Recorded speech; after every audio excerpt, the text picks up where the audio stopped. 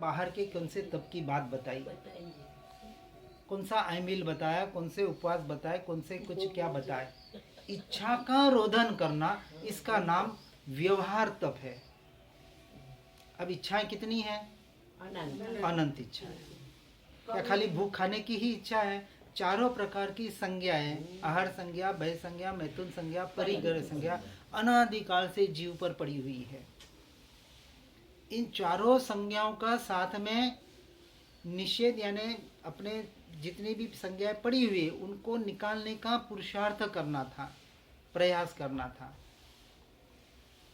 और एक एक इच्छा, जितनी भी इच्छाएं हैं उन एक एक इच्छाओं को निकालकर अपने स्वरूप में लीन होना था। क्योंकि तपते ते ही ज आत्मा, आत्मा का तप कौन सा बताया? वर्ते निज गुण भोगे रे। अपने निज गुणों को जो भोगता है, अपने निज स्वभाव में जो वर्तन करता है, यही वास्तविक आत्मा का तप है, जिसको हम ध्यान और कायोत्सर कहते हैं। जब 12 प्रकार के तप हम देखेंगे, इन शॉर्ट में उसको समझने का प्रयास करते हैं। 12 तप, बाह्य तप मन और वचन काया पर आधारित नहीं है, अंश मात्र भी नहीं है, यानी शरीर पर आधारित नहीं है, नहीं है, नहीं है। क्योंकि बाह्य तप भी अंतर आत्मा के दृष्टि से बताए हैं। भूखे रहने का नाम तप नहीं है। एक 2 મિનિટ કરું છું. हाँ આ પાનેવાલે છે ને, हाँ સાહેબજીને હમણાં જ આંબેલની ઓળી 65મી ઓળીનું પાણું કર્યું ને, हाँ તો નાના મારા સાહેબ મને કે ગુરુજી આવે છે ને, હા. તો તમે તપ વિશે કહેજો. તો અનાયાસે તમે તપનું જ લીધું. કેટલી કેટલી ટેલી છે.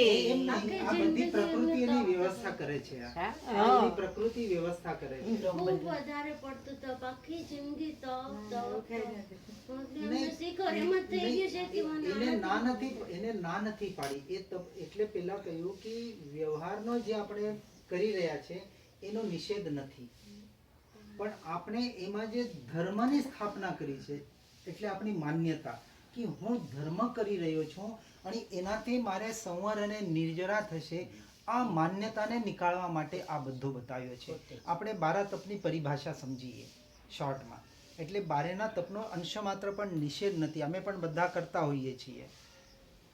હું તો ઠામ ચોવિહાર કરતો હતો, એટલે એક વખત 24 કલાકમાં આહાર પાણી એક જગ્યા બેસીને, ગરમીમાં પણ 3 વર્ષ સુધી ઠામ ચોવિહાર કર્યા.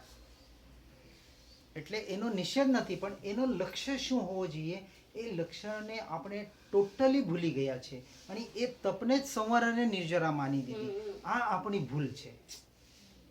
એટલે શરીરને કષ્ટ આપવું હતું, એમ નથી કહ્યું કે શરીરને આપણે પોષણ કરવાનું છે. તો શરીરને જે અપેક્ષાએ આપણે ધર્મની, જે શરીરને મન વચન કાયા જડ છે, પૂતગલ છે, એ પૂતગલ દ્રવ્ય આત્માનો કેવી રીતે કામ કરી શકે? એટલે એને સ્વરૂપને, બંનેને સ્વરૂપને સમજવો બહુ જરૂર છે. આત્માનો સ્વરૂપ, આત્માની ક્રિયાનો સ્વરૂપ, જડનો સ્વરૂપ ને જડની પૂતગલની ક્રિયાનો સ્વરૂપ, બંનેની ક્રિયા ટોટલ જુદી છે. એક બીજાની ક્રિયા અંશ માત્ર પર કામ નથી આવતી. એની ક્રિયા આ નથી કરી શકતો, જીવની ક્રિયા પૂતગલ નથી કરી શકતો. બંને દ્રવ્ય એટલા 100% સ્વતંત્ર છે. અને એના માટે જે નવપજી ઓળીમાં પેલી ગાથા બતાવી, અરહંત પદ ધ્યાતો તપો દવ ગુણ પજ્જાય રે. દ્રવ્ય ગુણ પર્યાયનો પેલી સમજણ લો. જે સાધુને દ્રવ્ય ગુણ પર્યાયની સાચી યથાર્થ સમજણ નથી, એ સાધુ કહેવાનો અધિકારી નથી. એવો દ્રવ્ય ગુણ પર્યાયની રાસ નંબર, ગાથા નંબર 7માં ઉપાધ્યાય યશોજી મહારાજ સાહેબે લખ્યો છે. જેને દ્રવ્ય ગુણ પર્યાય છે, દ્રવ્ય એનો સ્વરૂપ, એટલે એક અપેક્ષા કહે તો આત્માનો અને પૂતગલનો સ્વરૂપ. કારણ 4 દ્રવ્ય આપણે કોઈ વિશેષ કામમાં નથી આવતા. આ 2 દ્રવ્ય અનાદિથી સાથે ચાલી રહ્યા છે. જ્યાં સુધી આપણે મોક્ષ ન થાય ત્યાં સુધી ચાલશે. यानी हमें जो अभी ध्यान करना है, हमें जिस पे उपयोग करना है, हमने चारित्र मोह पे, इसलिए मैंने कहा हम इस 4 पे ध्यान कर रहे हैं, 4 पे काम कर रहे हैं, लेकिन इस पे काम नहीं करिए. अनादि का जो ये मिथ्यात्व, ये अज्ञानता पड़ी हुई है, ये जो देहात्म मैं और मेरापना इस जड़ पुद्गल में पड़ा हुआ है, उसको नहीं निकाल रहे हैं. यदि हम अभी अपनी मान्यता में अपने आप को पुरुष मान रहे हैं तो मिथ्यात्व में है, मान्यता में। बोलने की बात नहीं, बोलने में तो बोलेंगे, हम मनुष्य हैं ऐसे बोला और उसने माना मैं तो मनुष्य ही तो हूँ, और क्या हूँ मैं, वो उसकी अज्ञानता हो गई। कोई कहे मैं स्त्री हूँ, मैं पुरुष हूँ, अज्ञानता में जी रहा है। बोलने वाला नहीं, वापस मानने वाला। क्योंकि यहाँ हम जो बात कर रहे हैं सम्यक दर्शन की बात कर रहे हैं, એટલે सच्चा श्रद्धान। यहाँ दर्शन का अर्थ होता है श्रद्धान। अब जिस श्रद्धान की बात हम कर रहे हैं सम्यक ज्ञान और सम्यक दर्शन की, तो सम्यक दर्शन के लिए पहले सम्यक ज्ञान प्राप्त करना बहुत जरूरी है।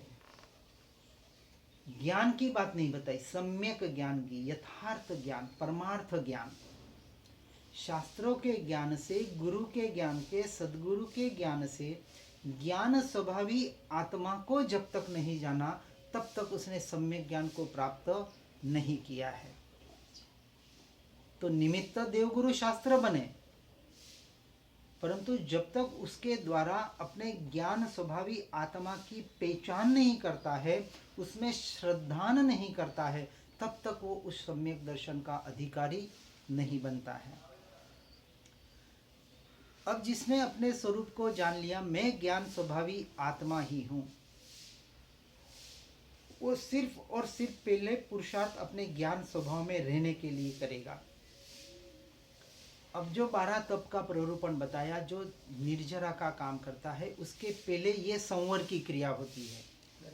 संवर की क्रिया किसको कहा कि ज्ञान क्रियाभ्याम मोक्ष। तो इसके दो बात होती है, एक ज्ञान की क्रिया, पहले यानी पहले से चौथे गुण स्थानक तक ज्ञान की क्रिया होगी, और चौथे से लेके 12वें गुण स्थानक तक ज्ञान सहित की क्रिया होगी। तो तब जाके 13वें में केवल ज्ञान उत्पन्न होगा। अब पहले से चौथे गुण स्थानक में ज्ञान की क्रिया बताया, तो कौन से ज्ञान की क्रिया? यहाँ कोई शास्त्र के ज्ञान की बात नहीं है। मैं आत्मा हूँ और ज्ञान दर्शन चारित्र मेरे गुण धर्म है, मेरा स्वभाव है, मेरा स्वरूप है। और मेरे जो गुण धर्म है, ऐसे जो ज्ञान और दर्शन जो निरंतर बाहर प्ररूपित हो रहे, प्रकाशित हो रहे हैं, उसको जानकर समझकर जब मैं अपने स्वरूप की ओर, अपने स्वभाव की ओर आने का प्रयास करता हूँ, जिसको हम कहते हैं आप स्वभाव मारे अवधु सदा मगन में रहना, जगत जीव है कर्मा लीना, अचरज कछु न लीना। अपने स्वभाव में रहने की यहाँ बात बताई है। और हे जीव, यहाँ जीवी जी महाराजा कहते हैं कि निरंतर अपने स्वभाव में रहने का जब तक तू प्रयास पुरुषार्थ नहीं करेगा, तब तक तू संवर को भी प्राप्त नहीं हो सकता। निर्जरा तो अभी बहुत दूर की बात है। जिस तप की हम बात करते हैं, क्या महावीर स्वामी ने 6 महीने के उपवास किए थे? हो गए थे। क्या आदिनाथ भगवान ने मास वर्षी तप किया था? हो गया था। रोज गोचरी को निकलते थे। पहले दिन गोचरी मिल जाती तो वो तो महावीर स्वामी ने ऐसा धारणा अभिग्रह किया था कि ऐसा ऐसा होगा तो मैं पारणा करूंगा, वैसा नहीं हुआ तो नहीं किया। गोचरी को रोज जाते थे, दूसरे दिन हो जाता तो दूसरे दिन पारणा कर लेते, कोई वहाँ आग्रह नहीं था। हमने अपने कहीं ना कहीं तप के नाम पर आग्रह बना रखे हैं, क्योंकि उसमें हमने निर्जरा मान रखी है। अच्छा, मान्यता का ही पूरा फेर है। हाँ, अंश मात्र भी बाहर के तपों से, यानी जिसको हम तप कहते हैं, अब तप को हमको समझ लेंगे तो संवर के पहले प्रक्रिया पहले से चौथे गुण स्थानक में होती है। उसके लिए जो ज्ञान की क्रिया, यानी ज्ञान जो मेरा स्वभाव है, मेरा यानी आत्मा का स्वभाव है, और उसके द्वारा ज्ञान जो गुण है, आत्मा के अनंत गुणों में एक गुण है जो निरंतर उसकी पर्याय के द्वारा उसकी अवस्था निरंतर जानने का कार्य कर रही है। એટલે જાણવું જાણવું જાણવું જે નિરंतर થઈ રહ્યું છે, ये किससे हो रहा है? आत्मा के ज्ञान गुण के द्वारा हो रहा है, आत्मा के द्वारा नहीं हो रहा है। वापस हम गुण को बीच में लेंगे, क्योंकि जैसा हम कहते हैं कि मैं सुन रहा हूँ, तो मैं किसको कहते हैं? हम इस शरीर को कहते हैं व्यवहार से। तो क्या पूरा शरीर सुनता है? तो वहाँ मान्यता में पढ़ा है हमारे, क्या पढ़ा है कि कान के द्वारा मैं सुनता हूँ, नाक से नहीं सुनता हूँ, पाँव से नहीं सुनता हूँ, सिर से नहीं सुनता हूँ। तो सुनने का काम कान कर रही है, ये मान्यता में है पर बोलने में नहीं आता है। वैसे ही कहते हैं मैं जानने वाला हूँ, मैं आत्मा हूँ, पर मैं सीधा नहीं जानता, मैं अपने ज्ञान गुण के द्वारा जानता हूँ। तो निरंतर पहले से चौथे गुण स्थानक के लिए सम्यक दर्शन को, परमार्थ निश्चय सम्यक दर्शन को प्राप्त करने के लिए उस ज्ञान स्वभाव को समझना पड़ेगा। पहले संवर की बात करेंगे, फिर निर्जरा की बात आएगी। सीधे हम निर्जरा की बात कर ही नहीं सकते पहले, क्योंकि आश्रव हो रहा है, 5 द्वार आश्रव के, हम इस पे काम कर रहे हैं पर इस पे नहीं कर रहे, हम इसकी बात कर रहे हैं, मिथ्यात्व की। चौथे में मिथ्यात्व जाता है, 5वें और 6ठे में वीरती आती है, 7वें में अप्रमत्त दशा यानी प्रमाद जाता है, अप्रमत्त दशा जाती है, 12वें में कषाय जाती है, अकषाय दशा 13वां गुण स्थानक, और 14वें में अयोगी बनते हैं, योग जाता है। अब हम काम इस पे कर रहे हैं और चौथा गुण स्थानक रह गया। अब यहाँ संसार में आप चौथी 5वीं पास नहीं करेगा तो चलेगा, आप डायरेक्ट 6ठी 7वीं में एडमिशन ले सकते हैं, लेकिन धर्म के मार्ग में ऐसा कभी नहीं होता है। आपको वहाँ नियम से चौथी पास करनी ही पड़ती है। सम्यक दर्शन, परमार्थ सम्यक दर्शन, निश्चय सम्यक दर्शन की बात कर रहे हैं। अभी हमने जो 2 व्यवहार सम्यक दर्शन समझे, सद्देव सद्गुरु सद्धर्म श्रद्धानम और तत्वार्थ श्रद्धानम, ये हुआ व्यवहार सम्यक दर्शन। जब इसके द्वारा जाना कि जीव और अजीव की पहचान हुई, जीव और अजीव की पहचान हुई। अब यहाँ प्रश्न आता है, क्या हम जीव को जीव मानते हैं? मानते हैं? जीव को जीव मानते हैं कि नहीं? कहाँ है जीव? क्या कीड़ी मकोड़ी जीव है? नहीं है। जिसने परिय धारण किया है वही प्राण वाले, जिसने प्राण धारण किया है वो जीव है। वो जीव नहीं है, वो व्यवहार से जीव कहते हैं, व्यवहार से जीव है, निश्चय से जीव नहीं है। निश्चय से सब आत्मा एक ही है, निश्चय से सब आत्मा एक ही है। अब जब हम मान्यता की बात कर रहे हैं, क्या आज दिन तक हमने जीव को जीव स्वरूप देखा या पुद्गल स्वरूप देखा? जीव को शिव नहीं देखा, पुद्गल स्वरूप देखा ना, देखते हैं तो कुछ नहीं शिव होता नहीं है। देखा। हाँ। हम जिन जीव को बचाने की और मारने की बात करते हैं, क्या जीव आज दिन तक मरा है या जन्मा है?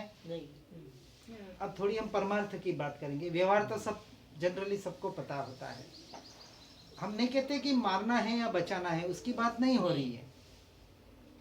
तो जैना के निषेध नहीं होता है, वो क्रिया तो करनी है, लेकिन मेरे से मरा या मैंने बचाया, ये दोनों कर्म बंध के कारण है।